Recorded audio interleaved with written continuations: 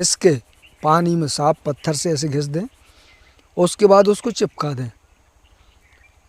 ऐसे ऐसे जब आप उसको फिराएंगे तो जहाँ लगा होगा जी वहीं चिपक जाएगा, और जब तक चिपका रहेगा जब तक उसमें जहर है। एक निकल जाए तो दूसरे को घिस के लगा दें। 1 2 3 लगाएंगे, थोड़ी देर में सारा दर्द निकल जाएगा। 2 4 4 मिनट में 2 चम्मच करके उसको पिलाते रहें जब तक पानी कड़वा ना लगे। इस तरफ काटा है तो इस तरफ के कान में उल्टे साइड। जैसे ही आप ज़ोर से फूंकेंगे तत्काल आपकी फूंक अंदर जाते ही जहर नीचे की तरफ आएगा। उसके पत्ते तोड़ के लाने हैं और उसको मसीड़ के नाक में उसकी कम से कम 5-6 बूंद, जिसको भी सांप ने काटा है 5-6 बूंद डालिए। दोस्तों नमस्कार, जय जय, मैं हूँ परमात्मा देव और आप देख रहे हैं योग और आयुर्वेद।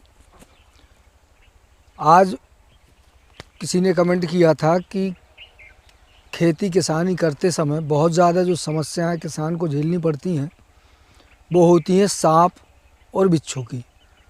तो आज उसी पर चर्चा करने वाला हूं कि अगर इस तरह की समस्याएं हैं तो उनके लिए किस तरह की दवाएं अपने इर्द गिर्द होना चाहिए जिससे हम समस्याओं से बच सकें। तो देखिए मेरे इर्द गिर्द अभी 1-2 चीज़ें मुझे दिख रही हैं, जिनमें पहले बात करते हैं बिच्छू की। तो ये जो पेड़ आप देख रहे हैं ये इमली का पौधा है। एक दवा ये बहुत काम की होती है। इमली का जो बीज होता है चिया, उसको घिसकर जब वो सफ़ेद निकल आए पूरी तरह घिसते घिसते, तो उसको जहाँ डंक लगा हो, डंक लगे स्थान पर हल्का सा सुई से हल्का सा उसको खिंच दें, छेद दें उसको, और उसके बाद उसको घिस के पानी में साफ पत्थर से ऐसे घिस दें। उसके बाद उसको चिपका दें। ऐसे ऐसे जब आप उसको फिराएंगे तो जहाँ लगा होगा जी वहीं चिपक जाएगा, और जब तक चिपका रहेगा जब तक उसमें जहर है। एक निकल जाए तो दूसरे को घिस के लगा दें। 1 2 3 लगाएंगे, थोड़ी देर में सारा दर्द निकल जाएगा। दूसरी दवा होती है, मैंने आपको पहले बताया था, चिरचिटा, जिसे आपा मर्ग भी कहते हैं। शायद यहाँ कहीं होनी भी चाहिए। ये मेरे पास ये यहाँ पे छोटा पौधा है, ये देखिए मैं दिखा दूँ आपको।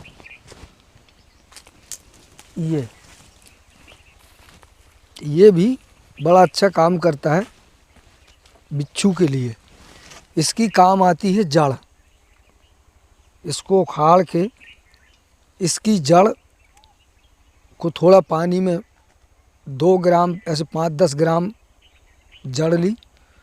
10 ग्राम जड़ में करीब 100 ml पानी बारीक पीस के मिलाया, उसका शरबत बनाया, जड़ को घोल लिया उसी को पीस के, और उसको जो चाय वाला जो चम्मच होता है उसको 2 चम्मच ऐसे थोड़े थोड़े देर में 2 4 4 मिनट में 2 चम्मच करके उसको पिलाते रहें जब तक पानी कड़वा ना लगे। जहर पूरी तरह ख़त्म हो जाएगा तो पानी उसको कड़वा लगने लगेगा।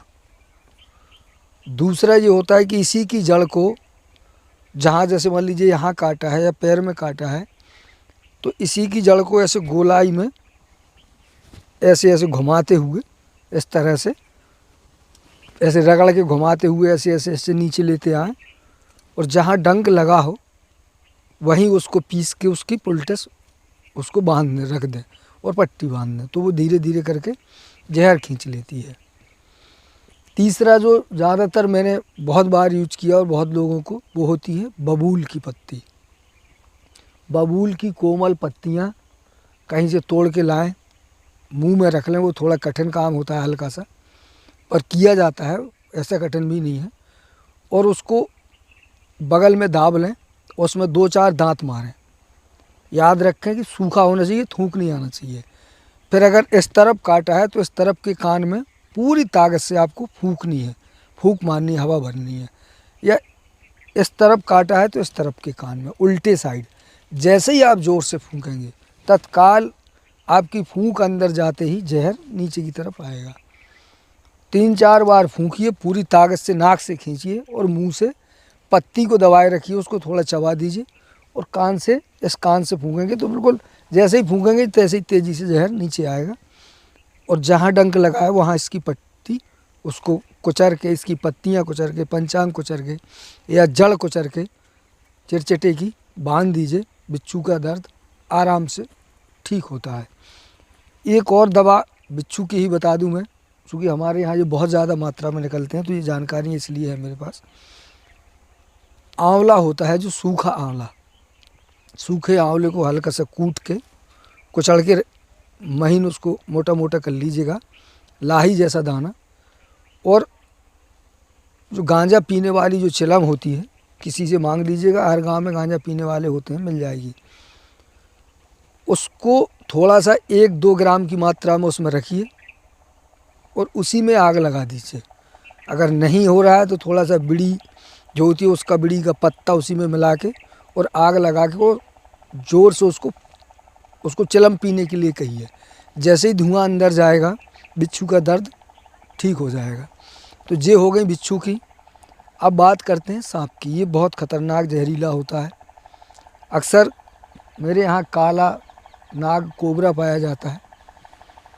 उसकी मेरे पास एक विश्वसनीय जानकारी है, दवा है और एक आध व्यक्ति की प्रयोगात्मक है, बाकी बहुत ज़्यादा ये समस्या आती नहीं है।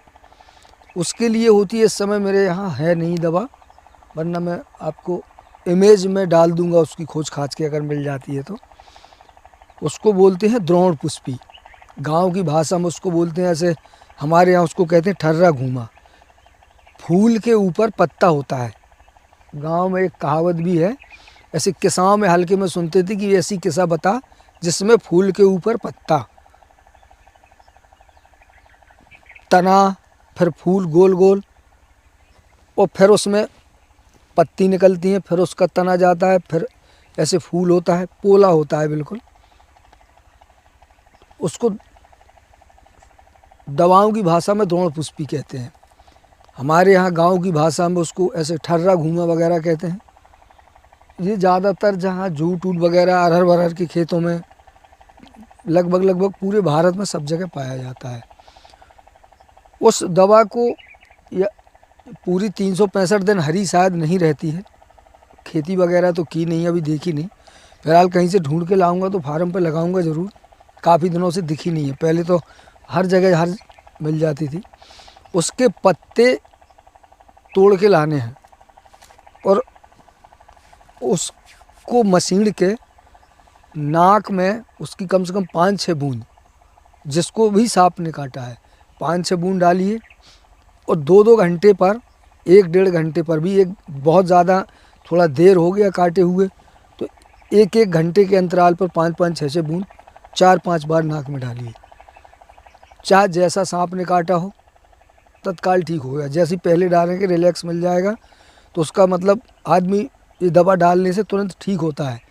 तो उसका मतलब ये नहीं होता कि पूरी तरह ठीक हो गया।